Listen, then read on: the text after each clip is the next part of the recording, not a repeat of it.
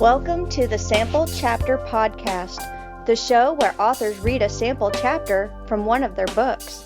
Here's your host, Jason A. Meiske. Hello and welcome back to episode 287 of the Sample Chapter Podcast. Hey, once again, we welcome back mystery and crime author Spencer Gray, this time for a riveting sample from his book, The Stranger in Southridge. It's a wonderful glimpse into a mysterious world he's created in the fictional town of Southridge, Kansas. Last week, we got to hear some insights about his book, as well as the privilege of getting to know more about Spencer. We talked writing methods, inspiration, finding our voice, his other books, and even more, all before finishing with a fun, all-new Would You Rather question. You can find all that in episode 286. There's a link in the show notes, along with links to Spencer's social media and Amazon links for his books, all that right down there so you don't have to go searching. Just click below.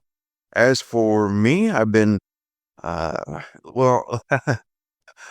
I've been very sidetracked recently with some other things that have popped up, putting out some fires here and there, so to speak.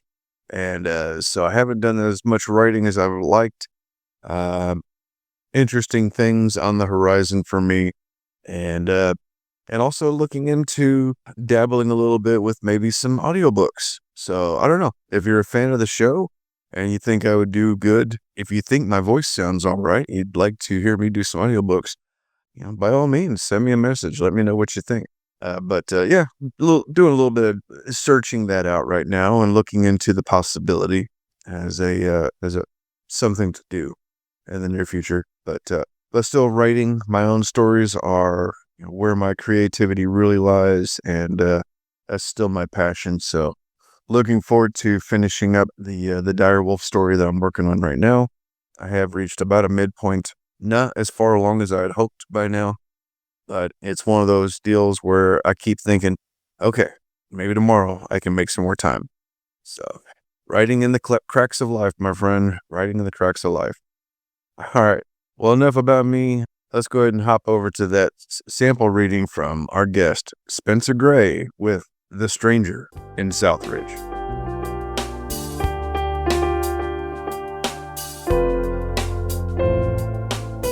The bell jingles as we walk through the door of Sonny's Diner, and sure enough, the owner is sitting at the hostess stand. "Hi, darlings," she says in her frail voice. Grace and I don't respond at first, as if we're both waiting on the other to talk. "Hey, Sonny," I finally say.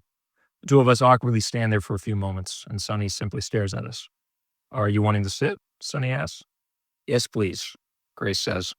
"Well, you have plenty of seats to choose from." She lightly laughs, exposing her sweet smile that's missing a few teeth.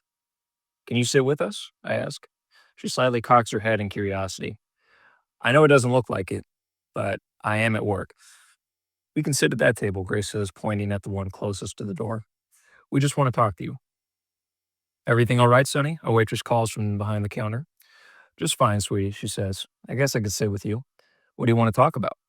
I glance at the waitress, who's intently staring at us. All the workers are very protective of Sonny. I lean in closely to Sonny so she can hear my whisper. "We want to ask you about him." "Who?" I hesitate to answer, so Grace steps in front of me. "We know who you are," she says. "We know what happened, too. Please, just sit with us." There's a slow look of realization that appears on Sonny's face. Her bubbly, gentle aura seems to drain from her as air would drain from a deflating balloon. She gets up from the stool she's sitting on. I try to help by gently grabbing her arm. "That's okay, darling," she says. "I'm old, but I can walk just fine in my own diner." She walks over to the table Grace pointed out and sits. She motions for us to join her. The waitress comes over. "What can I get you?" "I think I'll have a large chocolate milkshake," Sonny says, "and they'll be picking up the check." The waitress takes down the order and goes behind the counter to make it. Her eyes never leave the table as she's fixated on what we're doing. "If I have to talk about this, the least you can do is treat me to a shake." "Fair enough," I say. "Well, go on with it," she says. "Start at the beginning," Grace says. "Where were you when he attacked?" "That's not important," she says. Both Grace and I look at her confused. People were going missing from everywhere. Off the street, in the woods, in parking lots. The place didn't matter. That's why everyone was so scared. We didn't know where to go to be safe. So what is important? Grace asks. Why do you want to know about this anyway? She asks. Nobody's asked me about this in over 20 years. I would have expected the sheriff to talk to me before you all. I gently grabbed Sonny's hand from across the table. I know this isn't a fair request, but please don't ask us questions. We're losing friends left and right, and we just want to figure out who's hurting them, okay? A small smile forms on Sonny's wrinkled face. You're that Stanford boy, aren't you? I am. What's someone as smart as you doing getting involved in something like this? Everything about this is simple, primal. A man's just killing because he wants to. Nothing smart about it. Please, just let us ask the questions, Sonny, I say, and I'm asking this because I know I won't be able to answer most of yours. We'll throw in some fries along with your shake, Grace says. I give her a slightly annoyed look as she knows I'll be the one picking up the check. You should have opened with that, Sonny says, chuckling. Her laughing subsides, her smile dissipates, and she stares intently at both of us. That day started off odd. It was early April, but a big snowstorm came into town. I couldn't remember the last time we had snow that late.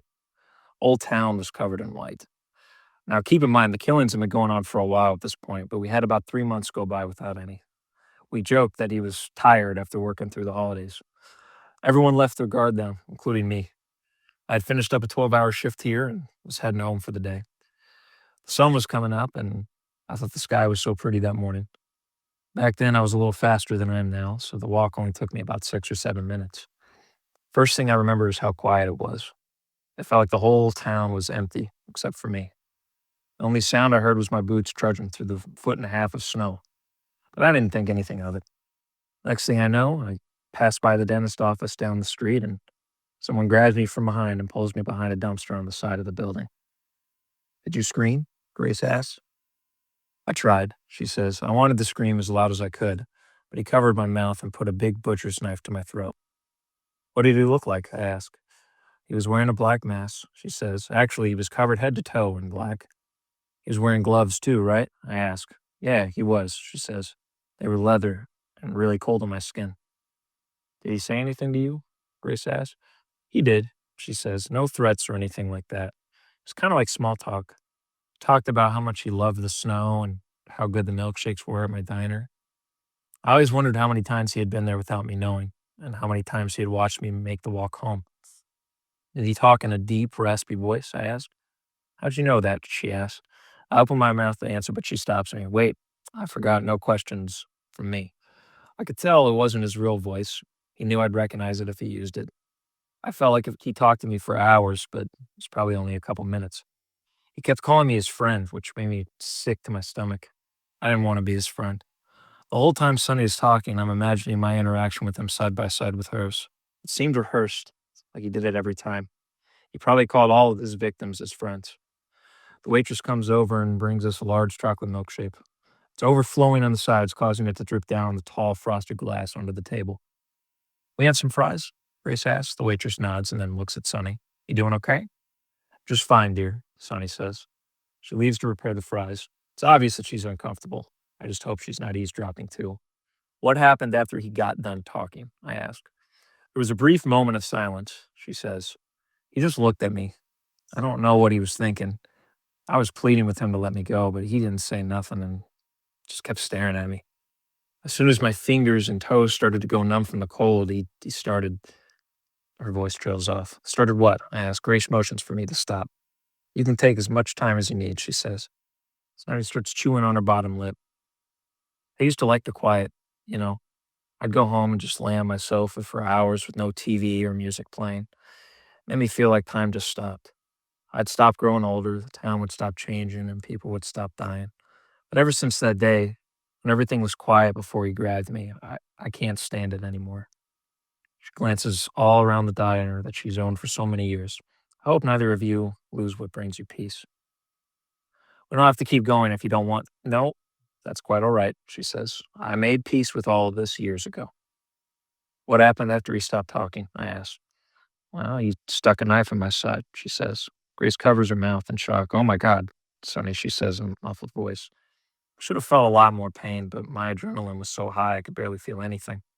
I tried to fight him off, sticking my fingers in his eyes, punching him, kicking him, but he was so strong. He didn't even flinch.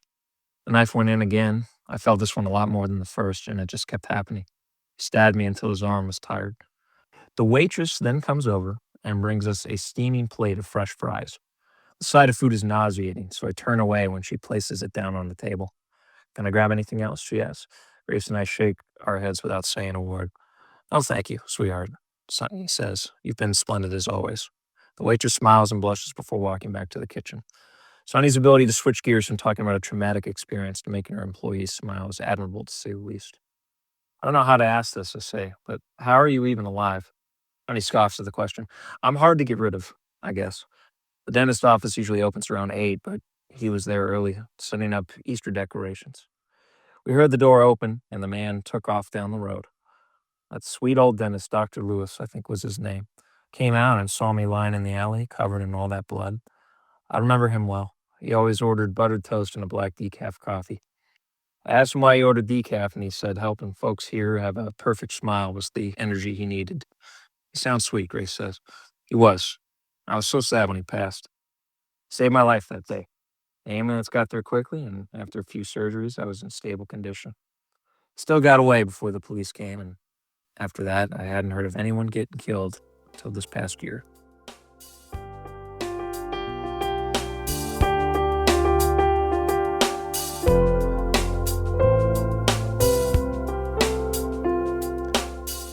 And there you have it. That was Spencer Gray reading a sample from The Stranger in Southridge. Hey, that book is available right now. You can click the link in the show notes to pick up a copy of it for yourself. You can also click the links for where to find Spencer down there as well. Hey, if you like the show and you like what you hear, make sure you hit that subscribe button so you don't miss out next time when I'm back with a new author, a new book, and a brand new sample chapter. Take care, everybody. See you soon.